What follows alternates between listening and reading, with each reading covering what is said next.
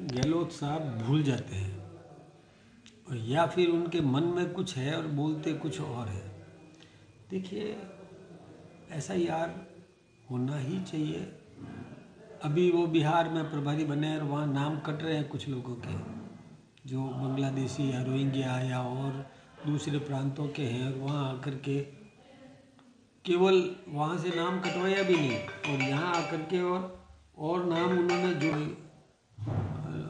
मतलब जहाँ तक गहलोत साहब की बात है तो उनको सोचना चाहिए, देश हित पहले होना चाहिए, पार्टी बाद में। अब वो पार्टी का देखते हैं पहले कि हमें वोट मिल सकता है कि नहीं मिल सकता, वो उसको देख करके राजनीति कर रहे हैं, ये ठीक नहीं है। राष्ट्रभक्ति की भावना, राष्ट्रीय चरित्र, ये सब में होना चाहिए। राजनीति तो आती रहती है जाती रहती है, लेकिन देश पहले, इसका ध्यान रखना चाहिए। देखिए, इस देश में संघीय व्यवस्था है। श्री मेवाड़ हेलीकॉप्टर मानसरोवर जयपुर लेकर आया है आपके लिए बहुत बड़ा उपहार। रॉयल शादी एंट्री हो, इलेक्शन टूर हो, एयर एम्बुलेंस हो, पुष्प वर्षा हो या वीवीआईपी दर्शन हो, इसीलिए अभी तुरंत बुक कीजिएगा। पूरा देश, केंद्रीय नेतृत्व जो निर्णय करता है, जो कानून बनाता है, वो संघीय व्यवस्था में आने वाले सभी प्रांतों को मानना पड़ता है। ये एक नियम है।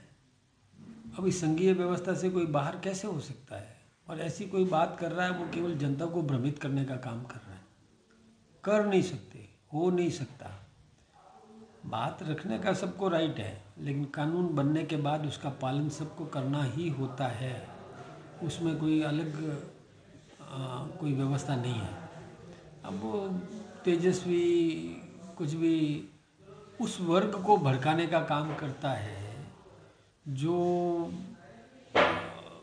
वक्फ संपत्तियों पर काबिज है, उसका लाभ ले रहे हैं, व्यक्तिगत लाभ ले रहे हैं, उनको वो भड़काना चाहते हैं ताकि उनको लगेगा कि यदि वक्फ कानून लागू हो गया तो वो फिर उस वक्फ संपत्ति से व्यक्तिगत लाभ नहीं ले पाएंगे।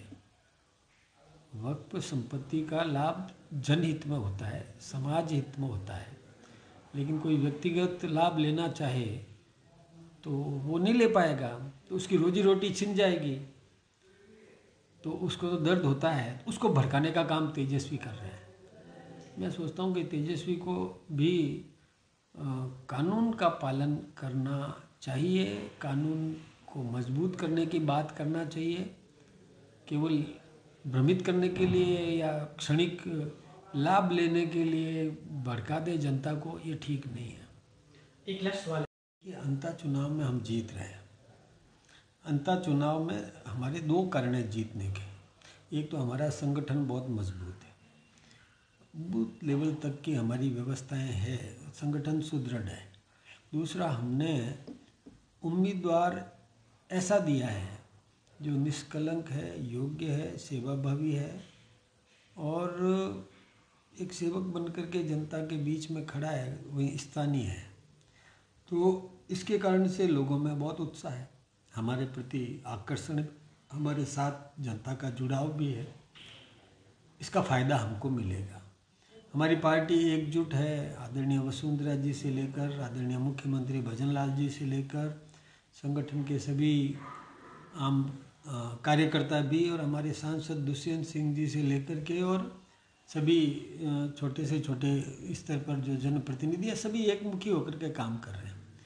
वहीं दूसरी ओर कांग्रेस में जिस उम्मीदवार को उन्होंने टिकट दिया है, उस पर कई मुकदमे, खुद जमानत पर है। यही नहीं, आपराधिक छवि भी बनी है उनकी, भ्रष्टाचार के आरोप भी लगे हैं। उनकी पत्नी का फॉर्म भी रिजेक्ट हो गया। यानी मैं सोचता हूँ कि केवल सत्ता पाने की लालसा से जो राजनीति में है, उसको जनता न करेगी, सेवक को ही आशीर्वाद मिलेगा। देखिए, ऐसा ही यार एक अच्छा काम, अच्छा चुनाव आयोग ने अच्छा निर्णय लिया है, तो राजस्थान में भी ऐसा ही यार होना चाहिए। इसमें क्या होता है, मतदाता पुनरीक्षण होता है, और ये वैसे तो हर बार अपनी परंपरा भी है कि मतदाता सूची का पुनरीक्षण होता ही होता है, जिसमें कोई नौजवान जिसकी उम्र 18 वर्ष हो गई है उसका नाम मतदाता सूची में जोड़ना होता है, और जो इस दुनिया से चला गया उसका नाम मतदाता सूची से हटाना पड़ता है। अब कई क्षेत्रों में ऐसे लोग जिनका नाम मतदाता सूची में जोड़ दिया गया, जिन्होंने इस देश को धर्मशाला समझ रखा है कि यहाँ आओ, खाओ पियो, मौज करो और यहाँ से छोड़ के वापस चले जाओ। उनका इस देश के प्रति कोई लगाव नहीं रहता है।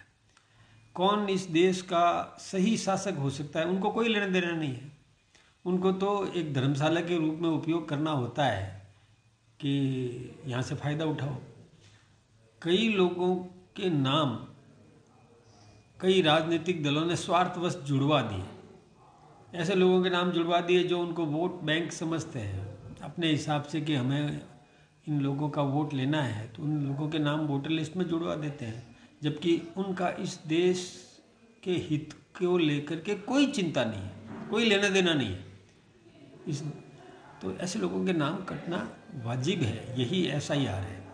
ऐसे लोगों का नाम यदि काटा जाता है तो दुख क्यों होता है, मुझे ये समझ में नहीं आया। ऐसे ही राजनीतिक दल इसका विरोध कर रहे हैं जिन्होंने कुछ लोगों के नाम जुड़वा दिए हैं, फर्जी आधार भी बनवा दिए और जुड़वा दिए, और उनका वोट वो लेकर के और सत्ता हासिल करना चाहते हैं। इस देश पर शासन करने का अधिकार उसी को है जो इस देश के प्रति आत्मीयता का भाव रखता है, जो इस देश के हित की चिंता करता है, आम नागरिक के हित की चिंता करता है।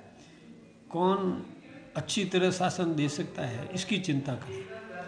लेकिन जो धर्मशाला समझ के आए हैं वो कभी इस देश की चिंता नहीं करेंगे।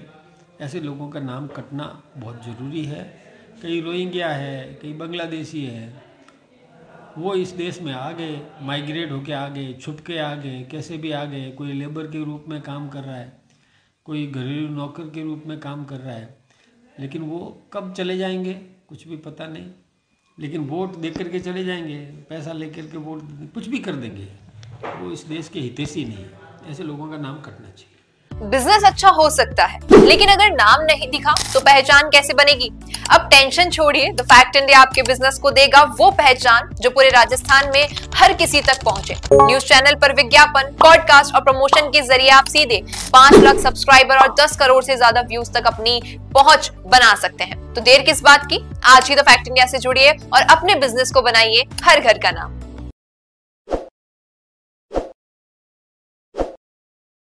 ताज़ा खबरों के लिए विजिट करें द फैक्ट इंडिया।